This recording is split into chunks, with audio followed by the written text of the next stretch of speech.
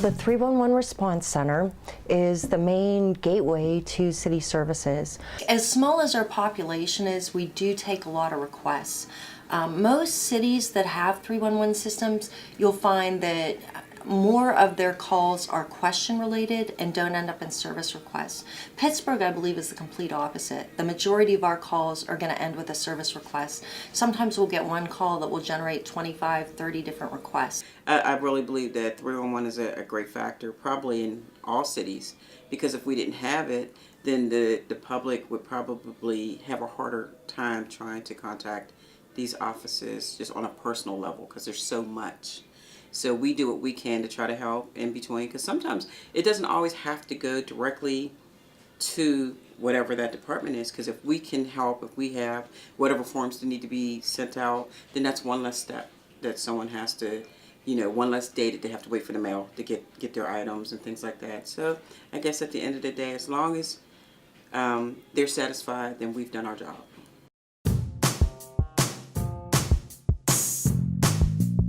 Citizens can contact us a variety of ways. We have live operators. We've expanded our hours from 7 a.m. to 7 p.m., which is exciting. Different hours, odd hours, feel free to call us and leave a message at 311. It answers 24 hours a day. And then we also have 311 postcards that we'll pass out at community meetings that you can fill out and send in. Those are postage paid. So if you have a group event and need some of those, please feel free to let us know. We also have a Twitter account, and our handle for that is @PGH311. And we can actually process service requests through that handle and send back your service request ID number.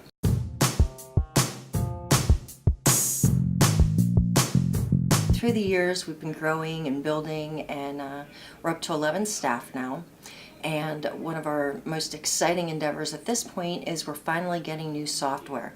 We're currently using something that was built in-house in the late 1980s, and now we're moving up to a new product. We're in the process of implementing it and hope to have full implementation by this summer or fall. So that's going to make a lot of great improvements to 311, the efficiency of the service we can provide, so we're very excited about that. Twitter has opened up an opportunity for an entire new process to people who don't normally have an opportunity to reach out to 311. It's fast, it's monitored 24/7, generally replying to people between the hours of 7 a.m. and 7 p.m.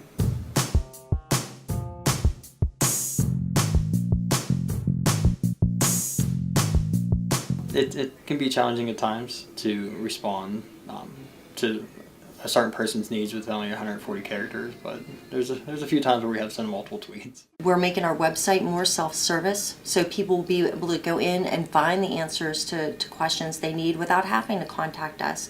It makes it a lot more convenient. We'll be building the knowledge base that goes along with that. For years, updating and putting more information in so that we can try to address everyone's needs. This is the type of job where you have to have an open mind, have to have compassion, and you have to listen. Because you can easily not understand what someone says, and then it just doesn't end well. So we try to make sure that each person and their concerns, we make them aware that we are very serious about what it is that they're bringing to us, and that we want to help them, and we want to give them that feeling of it's not so much like a machine. I'm a real person when I answer the phone, and let me do what I can to help to assist you.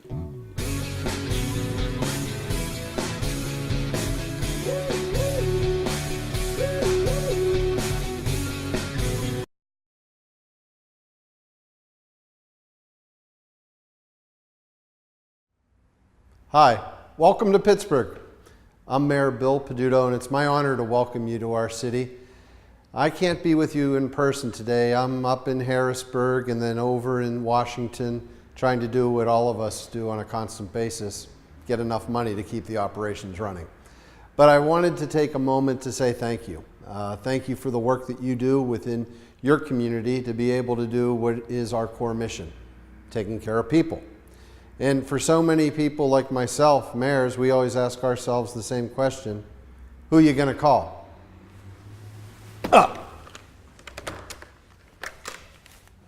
311.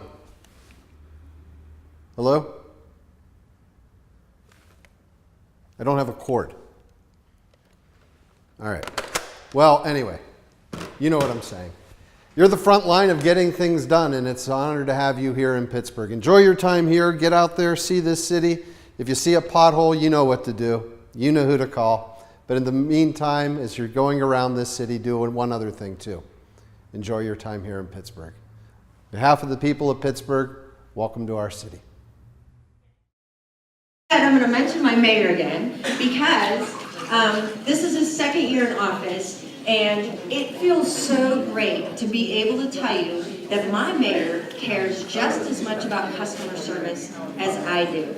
And along with his investment in 311, he has brought in some really fabulous new colleagues, people I am so honored to work with. And one of those will be up next. That is Laura Meixell. She started out, what were you, 16? She was the youngest legislative aide to go to DC. She's been involved with Code for America. She's done a lot of fabulous things, and I'm really excited for her to talk to you a little bit about open data. Okay, hi everybody. Thank you for the lovely introduction, Wendy. So my name is Laura, and I know that I am your last speaker before lunch, and do not worry, I shall not keep you. So just to frame this a little bit, I wasn't sure sort of what people's experience sort of was with open data as a concept, as a movement, and so I tried to sort of frame this a little bit as an introduction. But what I'd kind of like to do is just sort of frame, what are some of the things that are going on in the open data world right now, and then what I'd like to do is just sort of show you a couple examples. I've sort of broken it down into 3 areas, which we'll talk about: transparency, partnerships, and using community as capacity are the 3 sort of areas that I'm going to talk about. And I've got a couple of examples, some from Pittsburgh and some from other cities, that I'm just going to sort of visit on the web. And then, after this presentation, I'll be happy to follow up with anyone who has any questions, and certainly to share this presentation if any of these links are something that you're interested in exploring further. So what is open data? So here's my little video clip. So this is a couple mayors. People here? That's your guy. We love Mayor Pete. All right. So this is Mayor Pete and Mayor Greg from Louisville. Are the Louisville people here? Hey! Mayor Greg, Mayor Pete, and there's a couple of other ones here too.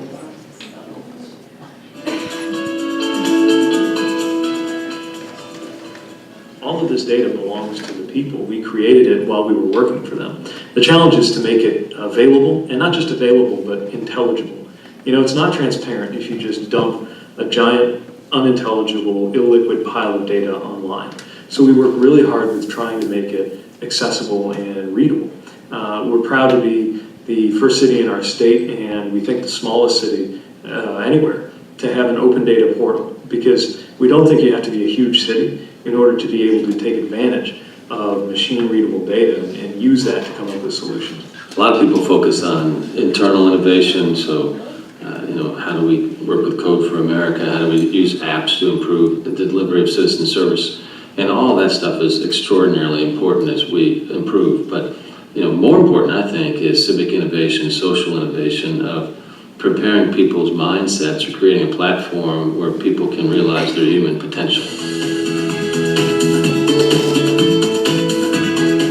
It's not flashy, but having the smartest sewers in the world, being the first city in the world to move our wastewater management into the cloud, has probably enabled us to avoid about $100 million in capital expense just by better using the infrastructure we already have and staying ahead of some federal mandates while we were at it. In this case, there was intellectual property being cooked up at the University of Notre Dame nearby, which it turns out could be applied to the case of South Bend.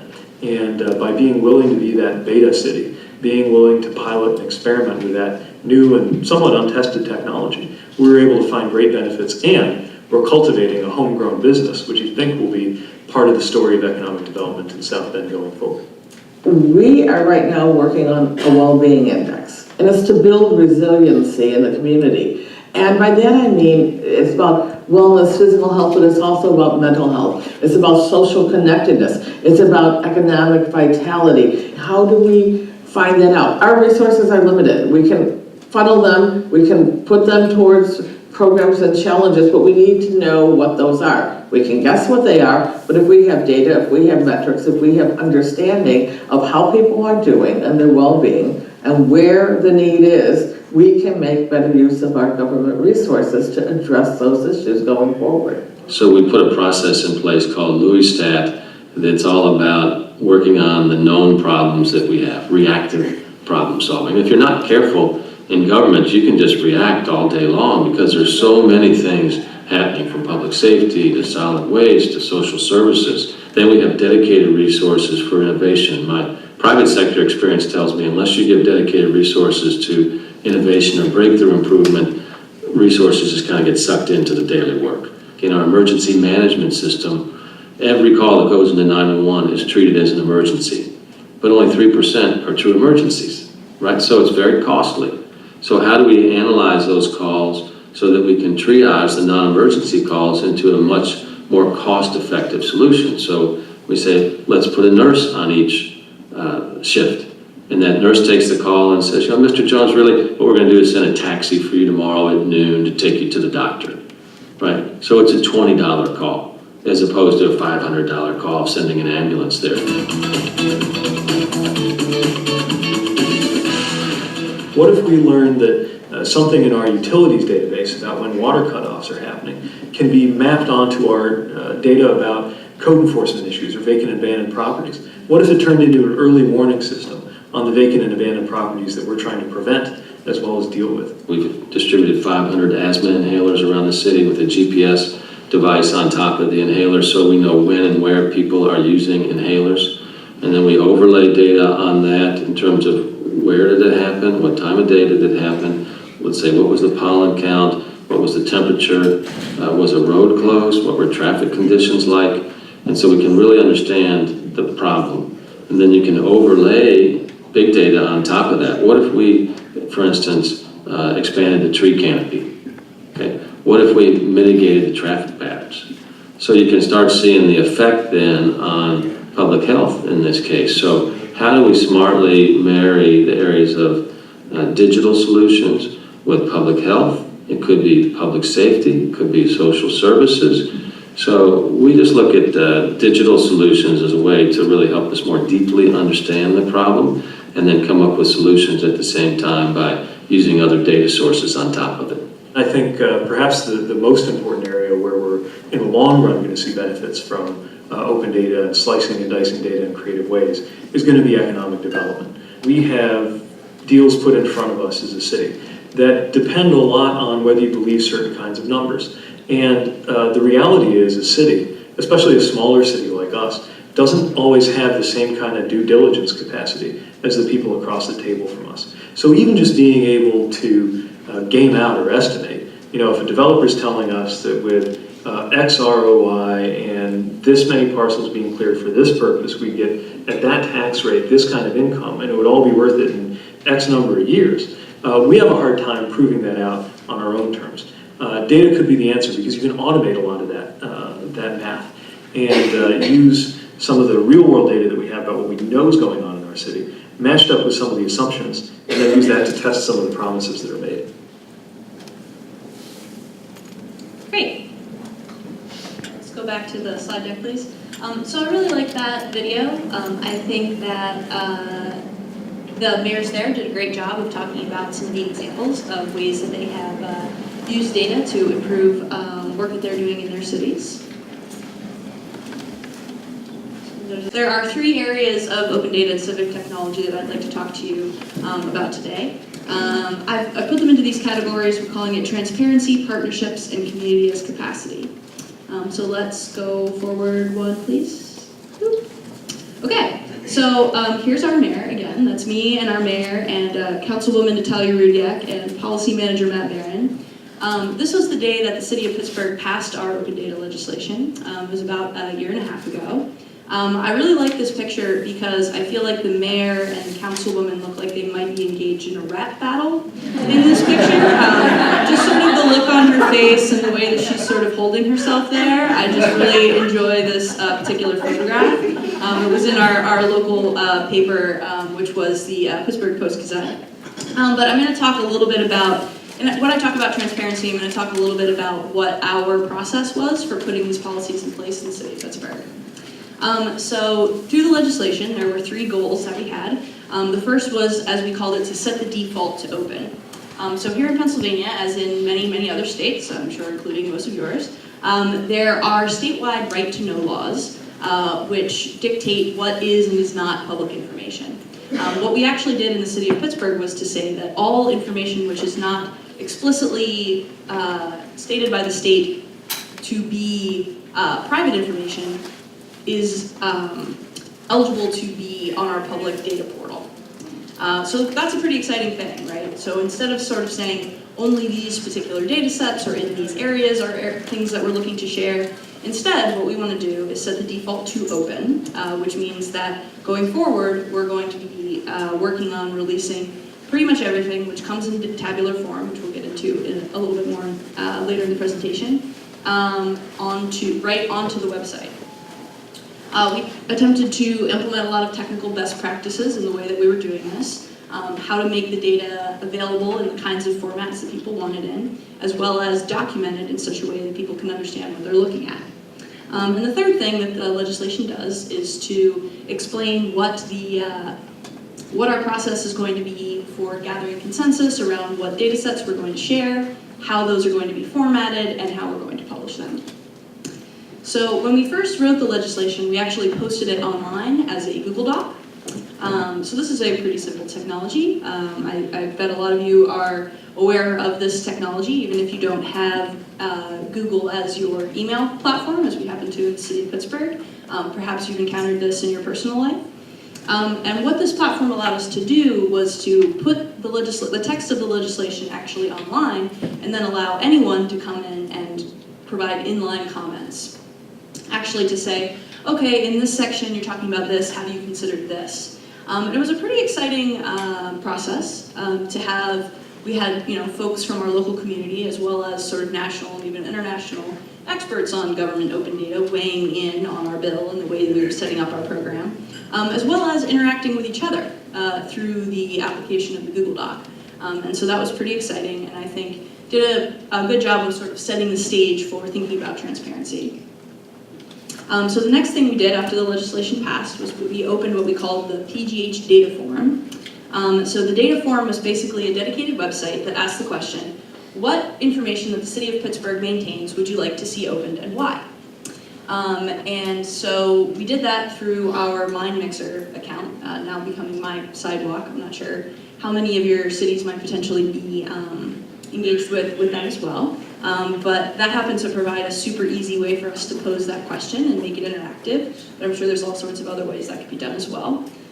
And in the 6 months or so that it was open, we got 150 unique suggestions for different data sets that the city maintains, as well as over 600 interactions, because the way that the site was set up, it's kind of like Facebook in that you can like someone else's suggestion or make other comments. And so it really provided a pretty unique environment for people to weigh in on the kinds of information that they wanted to see, as well as sort of give us a hint as to what they were looking at. And we'll get into a little bit later some of our work around that.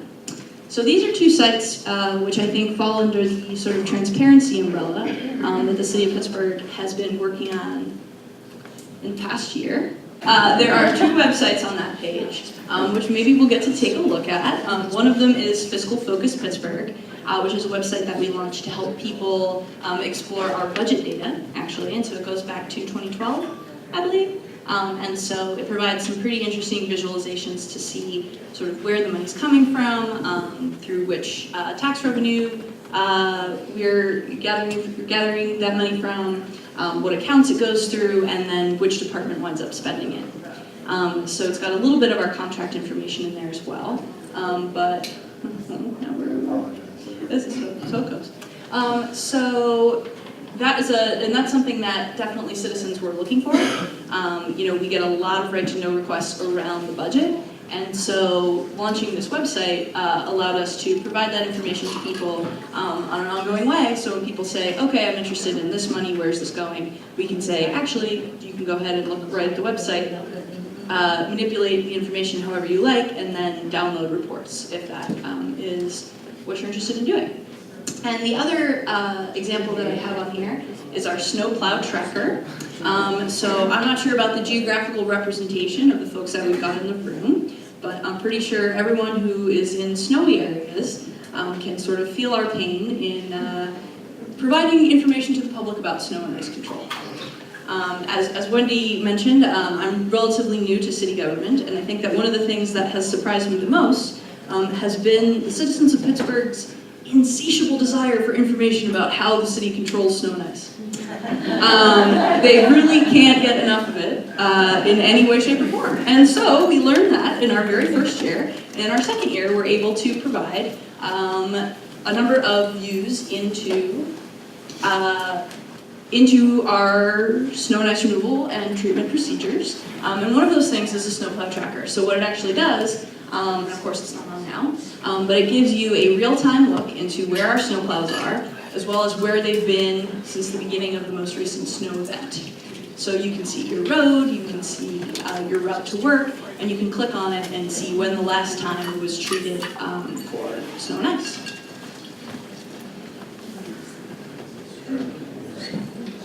So something else I'd like to talk about in terms of open data is partnerships. So this is a quote which came from the director of one of our local neighborhood groups here in the city. The data will be for the 21st century what steam engines were for the 18th and electricity in the 20th. And this is something that we think about a lot on our team, and where we try to think about data and information as infrastructure, right? As the things that people use to communicate with each other, to exchange goods and services, and to truly coordinate. So one of the challenges that we have here in Pittsburgh is that there are actually 131 municipalities in Allegheny County.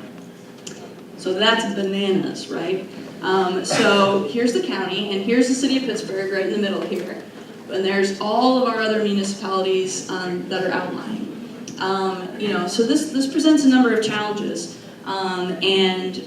for public sector management. And I have a couple of examples that I'd just like to talk through a little bit. In terms of how we feel like open data is going to help to work on some of these coordination issues, which have sort of been really intractable intergenerational problems that we've dealt with in this region.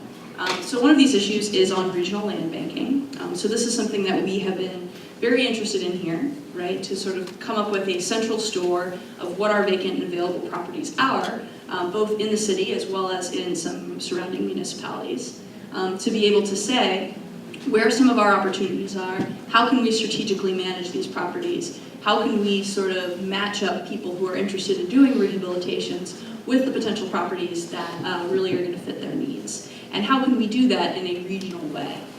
So we're really excited about using some of our regional coordinated open data to help solve some of those problems. Another example of a problem that pays no attention at all to municipal borders is our sewer issues. Again, so I know that this is something that a lot of other communities face as well. Our Allegheny County's watershed area, the intergovernmental body is referred to as ALCASAN, is actually under a $3.6 billion consent decree from the EPA to fix some of our combined sewer overflow issues. If this is not something that your community faces, congratulations, but this is a major, major problem for us. And obviously something that requires a lot of coordination between municipalities around how sewers are being treated, around how maintenance is being done, as well as how some green infrastructure components, such as rain gardens, such as increasing the amount of permeable surface in areas where it's really going to make a difference for that water flow are the kinds of things that really need to be coordinated between municipalities. We understand that a lot of these things sort of require some pretty high-level political will to get done, but we really believe that it's that information infrastructure at that bottom layer to be able to tell where our opportunities are, where our assets are, where our challenges are, truly in the area that the problem is presenting itself, and not where, around the borders of these sort of artificial borders of the municipality. So this is a little bit of a complicated slide, but I just want to give you a little bit of a sense of what we're doing here in Pittsburgh. So what we're actually building, in conjunction with the University of Pittsburgh, is we're calling it the Regional Data Resource Center. So the university is actually going to host this platform and the website where all this data will be shared, as well as provide a lot of support for helping people connect, for doing trainings and technical support, and sort of building communities around these different sorts of data groups by policy area. So what we see is the data center is the central platform, and governments providing some of their information, as well as nonprofits who have information that they want to share, neighborhood groups, community development corporations, really whoever sort of has information in the public service that they're interested in bringing into the community, as well as universities. So we're blessed here to have a number of really high quality research universities, and several of which have some really neat projects going on where they have data which would be better if other people could build on it. There's a lot of sort of sensor projects going on right now, environmental sensing, which, if you think about the example that Mayor Greg Fisher used in Louisville, where they were talking about the asthma work, you think about all the sort of different layers of information that were used in that analysis. We feel that a lot of the information that's held by the universities could help support those things. So then it's all held in the middle here, and then on the other side of this diagram we have the users. So we've got governments and nonprofits using the data for management, as the mayors so eloquently explained to us on the little video. We've got citizens and media having access to the data to increase those sort of transparency aims that I talked about a little bit in the first section, as well as creating some new applications, which we'll talk about a little bit later, as well as the university component. So I'm not sure if it'll work out given some of our technical difficulties here, but I've got some links to a couple different studies which were done mainly on 311 data to sort of show, in some cases, some predictive work that can be done to actually decrease problems before they happen, as well as sort of some academic studies that help us to understand our communities better based on the transactional data held by municipalities. So on these sort of partnership vein here, I wanted to just give a couple of examples of some of our community groups local to the Pittsburgh area who are interested in data coming from the city to further their aims. So, we really see ourselves both with the city as well as at the Regional Data Center at the University of Pittsburgh as sort of creating these communities of practice between these NGOs that are doing this work, often very similar work in slightly different neighborhoods or in different communities, and beginning to help them see how they can use data to do more evidence-based work toward each of their individual missions. So we have some partnerships examples here. Maybe it'll work. Maybe it won't. Okay. Lots to Love is a great little website which was built by one of our partners, an organization called GTech. And what Lots to Love is it actually maps all of our vacant residential lots throughout the city, and then provides a platform for residents to find out where they are, what is the legal status of that lot, who owns it, what would be the procedures that they would have to go about if they wanted to do a community project in that space. If they wanted to do a garden, if they wanted to build a playground, if they wanted to do whatever it is that their sort of project is, it helps them understand where those opportunities are and how they can go about doing that, as well as provides a platform to say, oh, I want to do this here, and then you can send it to your neighbors, get some feedback, gather interest. And of course, built on open data, because built on our vacant lots and our assessment files. The other example that I was going to talk about there is Intersections, which is actually a site that was done by the Pittsburgh Post-Gazette, our local newspaper.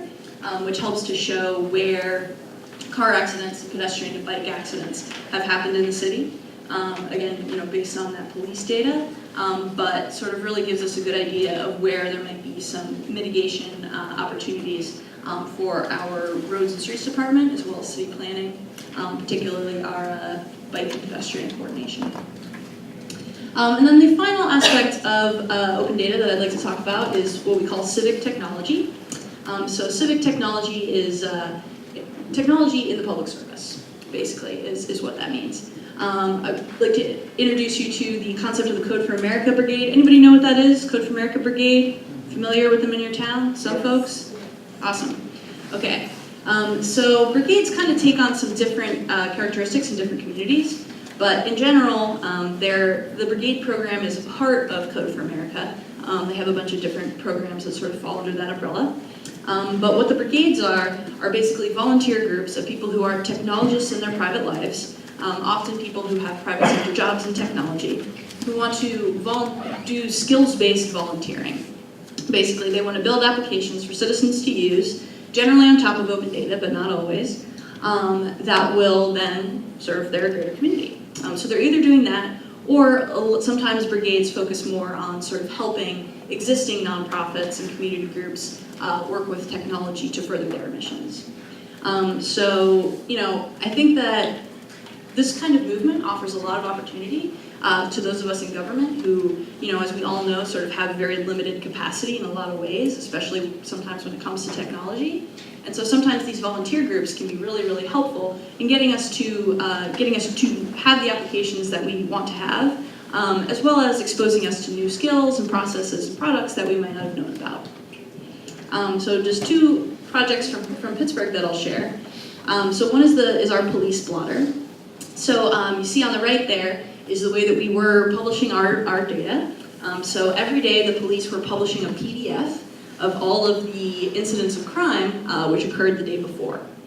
So that PDF is useful, but really, are you going to look at it every single day? How are you going to be able to think about your neighborhood, your community, your kid's school, whatever it is that's interesting to you, can be pretty hard to discern from looking at just daily PDFs. So we actually had one of our developers in our brigade, what's called scrape those PDFs, create a database of all those incidents, and then build a map whereby anyone can go on and filter and look at their neighborhood, zoom in and out, look at different types of crime, and sort of really explore that information in a much more interactive way. The second thing that I'll talk about is our PGH Street.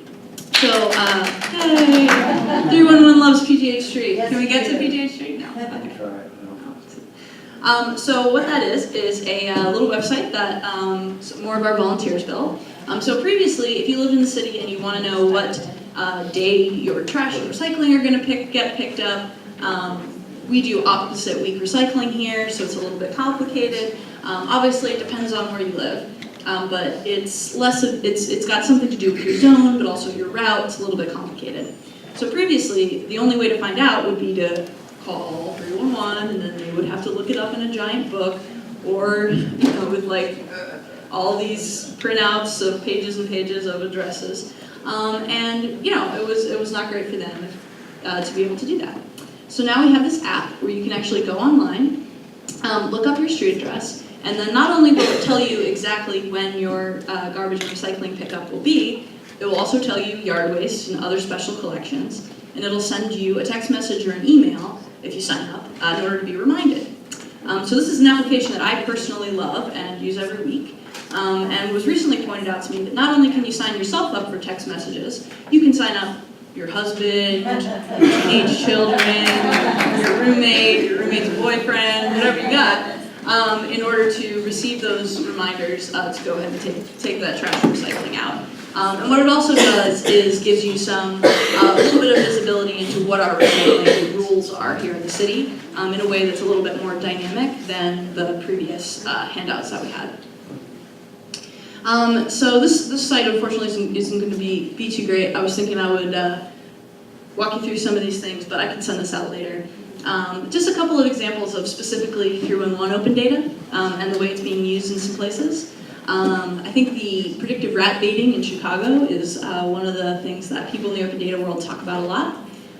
Actually, it was with some researchers from Carnegie Mellon who were able to come up with an algorithm to actually predict where rodent calls would be coming into 311 based on the sort of environmental predictors, frankly, that you would expect. What is it? Debris, abandoned properties, garbage, the kinds of things that create good homes for rats. And so they were able to taking some of these other calls that weren't explicitly rodent related, make recommendations on where their Department of Animal Control would put out baiting, and they were able to significantly decrease the overall number of rodent calls that came in through the city. So that is just sort of a beginning example, I think, of the kinds of things that could be done with open data and analytics going forward. And I think that 311 is an incredibly central and important component to be able to make this happen. Thank you.